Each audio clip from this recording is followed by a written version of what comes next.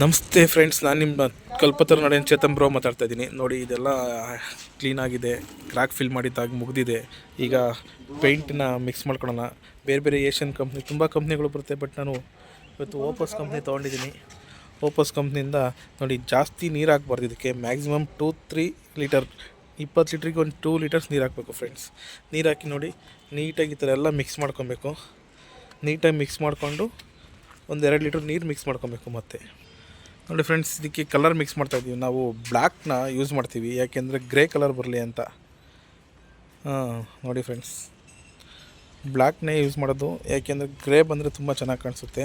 ಆಮೇಲೆ ಗಲೀಜಾದ್ರೂ ಸಹ ಕಾಣಿಸಲ್ಲ ಅಂತ ಬ್ಲ್ಯಾಕ್ ಯೂಸ್ ಮಾಡ್ತೀವಿ ಫ್ರೆಂಡ್ಸ್. ಇದು ರೆಡಿ ಕಲರೇ ಬರುತ್ತೆ, ಬಟ್ ನಾವು ಹಿಂಗೆ ಮಾಡ್ಕೊಂಡ್ರೆ ತುಂಬ ಚೆನ್ನಾಗಿರುತ್ತಲ್ಲ ಅಂತ ನಾವು ಈ ಥರ ಮಿಕ್ಸ್ ಮಾಡ್ಕೊತೀವಿ. ನೋಡಿ, ಇದು ಫಸ್ಟೆಲ್ಲ ನೀಟಾಗಿ ಮಿಕ್ಸ್ ಮಾಡ್ಕೊಬೇಕು. ಇದಕ್ಕೆ ಒಂದು 3-4 ಲೀಟ್ರ್, ನಾವು 30 ಲೀಟ್ರ್ ತೊಗೊಂಡಿರೋದ್ರಿಂದ 4 ಲೀಟ್ರಷ್ಟು ನೀರು ಯೂಸ್ ಮಾಡಿದ್ದೀವಿ. ಈ ಥರ ಕಲರ್ ಬಂದಿದೆ. ಇವಾಗ ಬ್ಲ್ಯಾಕ್ನ ಆ್ಯಡ್ ಮಾಡ್ಕೊಂಡ್ವಿ, 100 ಗ್ರಾಮ್ಸು. ಹಾಗಾಗಿ ಈ ಥರ ಕಲರ್ ಬಂದಿದೆ, ಗ್ರೇ. ನೋಡಿ, ಈ ಥರ ನೀಟಾಗಿ ಎಲ್ಲ ಕಟಿಂಗ್ ಮಾಡ್ಕೊಬೇಕು. ಮೇಯ್ನ್ ಇರೋದೇ ಇದಕ್ಕೆ ಇಂಪಾರ್ಟೆಂಟ್ಸು ಮೂಲೆ ಎಡ್ಜಸ್ಗಳು. ಈ ಮೂಲೆ ಎಡ್ಜಸ್ಗಳನ್ನೆಲ್ಲ ನೀಟಾಗಿ ಹೊಡ್ಕೊತ ಬರ್ಬೇಕು. ಈ ಥರ ನೋಡಿ, ಈ ಥರ ಎಲ್ಲ ನೀಟಾಗಿ ಅಪ್ಲೈ ಮಾಡ್ಕೊತ ಬರಬೇಕು ಮೂಲೆ ಎಡ್ಜಸ್ಗಳನ್ನೆಲ್ಲ. ನೋಡಿ, ಬ್ರಷಲ್ಲಿ ನೀಟಾಗಿ ಹೊಡಿಬೇಕು ಫಸ್ಟ್ ಫ್ರೆಂಡ್ಸ್. ಮೇಯ್ನ್ ಇಂಪಾರ್ಟೆಂಟ್ಸ್ ಇದಕ್ಕೆ ಮೂಲೆ ಎಡ್ಜಸ್ಗಳೇ. ಆ ಮೂಲೆ ಎಡ್ಜಸ್ಗಳಿಗೆ ಕ್ರ್ಯಾಕ್ ಫಿಲ್ ಮಾಡ್ಕೊಂಡಿರ್ತೀವಿ, ಎಲ್ಲೆಲ್ಲಿ ಜೈನ್ ಜಾಸ್ತಿ ಇರುತ್ತೆ ಇದಾಗಿರುತ್ತೆ ನೋಡಿ ಅದೆಲ್ಲ.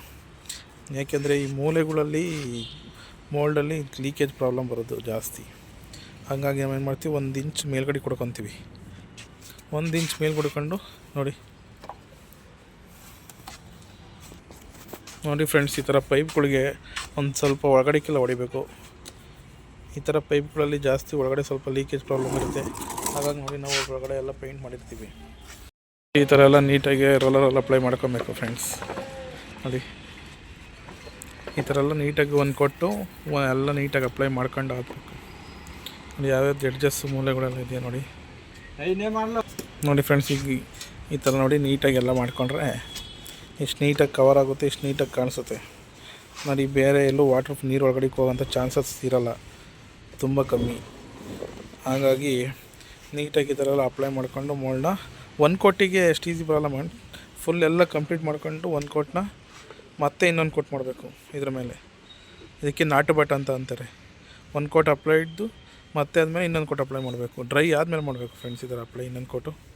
ನೋಡಿ, ನೀಟಾಗಿ ನೋಡಿ, ಈ ಥರ ಎಲ್ಲ ನೋಡಿ ನೋಡಿ ಇದು ನೀಟಾಗಿ ಎಲ್ಲ ಕವರ್ ಮಾಡಬೇಕು ನೋಡಿ ಫ್ರೆಂಡ್ಸ್. 1 ಕೋಟಲ್ಲಿ ಫಿನಿಶಿಂಗ್ ಅಷ್ಟು ಈಸಿಯಾಗಿ ಬರೋಲ್ಲ, ನೆಕ್ಸ್ಟ್ ಕೋಟ್ ಮಾಡಲೇಬೇಕು ಅದಕ್ಕೆ. ನೋಡಿ ನೋಡಿ ಫ್ರೆಂಡ್ಸ್, ಈ ಥರ ನೀಟಾಗೆಲ್ಲ ಈಗ 1 ಕೋಟ್ ಅಪ್ಲೈ ಮಾಡ್ತಾಯಿದ್ದೀವಿ. ನೆಕ್ಸ್ಟ್ ಕೋಟ್ ಮಾಡಬೇಕಾದ್ರೆ ನಿಮಗೆ ಕ್ಲಿಯರಾಗಿ ಇನ್ನೂ ತೋರಿಸ್ತೀನಿ ಫ್ರೆಂಡ್ಸ್.